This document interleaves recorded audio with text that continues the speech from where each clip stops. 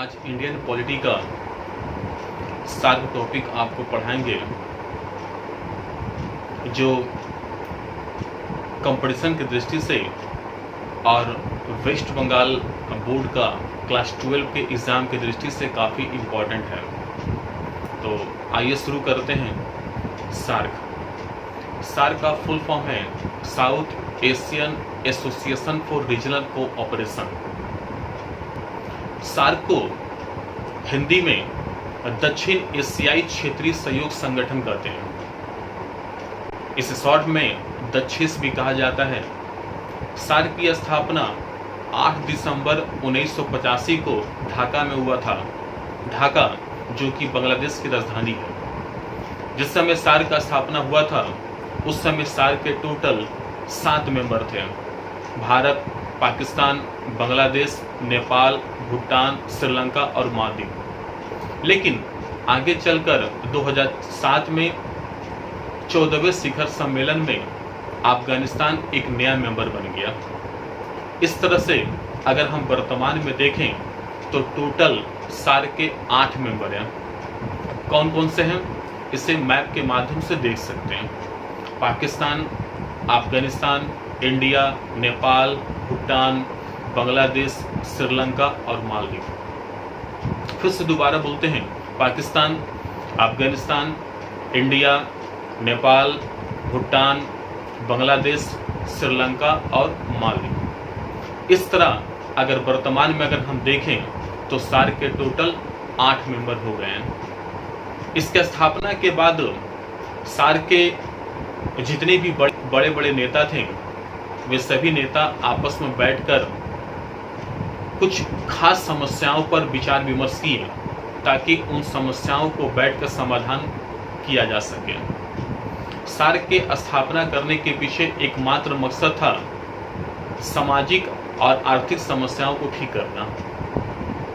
इसलिए सभी देश के नेताओं आपस में बैठकर विचार विमर्श किए और यहीं से सभी देशों के बीच सद्भावना, भाईचारा और सहयोग की भावनाएं आगे बढ़ी। सार्क का जो आधिकारिक जो भाषा है जिसको हम लोग ऑफिशियल लैंग्वेज कहते हैं वो आपको अंग्रेजी है। अगर हम सार्क के क्षेत्रफल की अगर हम बात करें तो पूरे विश्व में सार्क का जो क्षेत्रफल है वो 3% है, जबकि अगर आबादी की दृष्टि से अगर हम देखें तो सार्क में जो टोटल लोग निवास करते हैं वो पूरे दुनिया का 21% है। सार्क का मूल आधार क्षेत्रीय सहयोग पर बल देना है।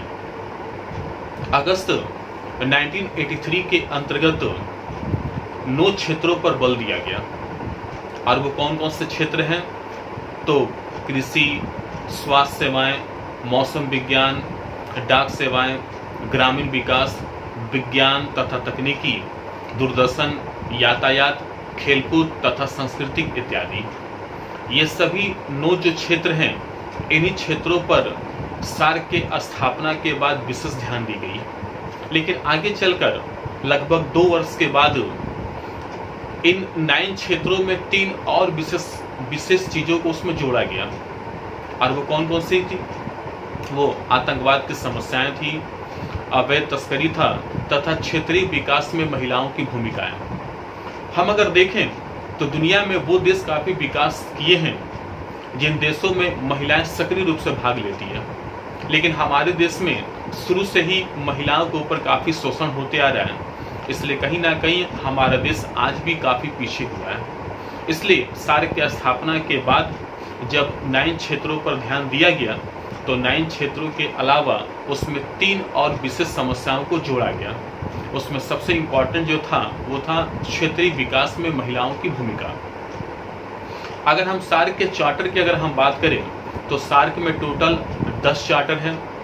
उन 10 चार्टर में सार्क के उद्देश्यों, सार्क के सिद्धांतों, समस्याओं तथा वित्तीय व्यवस्थाओं पर विशेष ध्यान दिया गया। सार्क की स्थापना 8 दिसंबर 1985 में हुआ था। इसलिए हम लोग प्रत्येक वर्ष 8 दिसंबर को सार्क डे के रूप में मनाने का काम करते हैं। सार्क का जो पहला शिखर सम्मेलन हुआ था वो बांग्लादेश की राजधानी ढाका में हुई थी। आगे बढ़ते हैं साफ्टा की ओर। साफ्टा जिसका फुल फॉर्म है South Asian free trade area, जिसकी स्थापना 2006 में हुई थी।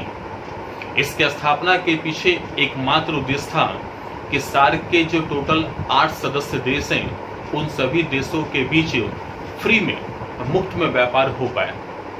लेकिन ये जो साफ्टा जो संस्था था ये कहीं ना कहीं आज ठीक से काम नहीं कर पा रहा है। सार्क में जो सी का जो अर्थ होता है उसको कोऑपरेशन कहा जाता है, जिसे हिंदी में हम लोग सहयोग करते हैं। साफ्टा के बाद पर्यवेक्षक देश को देखेंगे, जिसे अंग्रेजी में ऑब्जर्वर कंट्री कहा जाता है।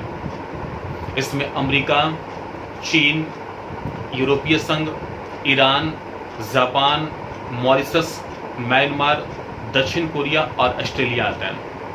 पर्यवेक्षक देश का मतलब ये होता है कि ये सार्क सम्मेलन में भाग तो नहीं लेगा, लेकिन सार्क सम्मेलन में जितने भी देश भाग लेते हैं, जैसा कि हम जानते हैं कि सार्क में टोटल 8 मेंबर हैं, उन 8 देशों को मिलाकर के सार्क का स्थापना किया गया। तो सार्क का जब भी सम्मेलन होगा तो उसमें पर्यवेक्षक देश भाग तो नहीं लेते हैं, लेकिन वो देखभाल करने का काम करते हैं और इनडायरेक्टली उसका सपोर्ट करने का भी काम करते हैं। इसी को हम लोग पर्यवेक्षक देश के नाम से जानते हैं। आगे बढ़ते हैं। सार्क के प्रथम महासचिव अब्दुल एहसान थे, जो बांग्लादेश के निवासी थे, जिनका कार्यकाल 1985 से 1989 तक था। जबकि वर्तमान महासचिव का अगर हम बात करें तो उनका नाम क्या है? एस्ला रुवान वेराकुन, जो श्रीलंका के निवासी हैं। इनका जो कार्यकाल है वो 1 मार्च से 2020 से अब तक, मतलब अभी वर्तमान जो महासचिव है सार्क के, उनका नाम एस्ला रुवान वेराकुन है। इस तरह सार्क टॉपिक हम आपको पढ़ा दिए। इसके आगे हम आपको इवेनो जो एग्ज़ाम के दृष्टि से बहुत काफ़ी इम्पोर्टेंट है वो हम आपको बताएंगे। इसके साथ ही हम इस वीडियो को समाप्त कर दें।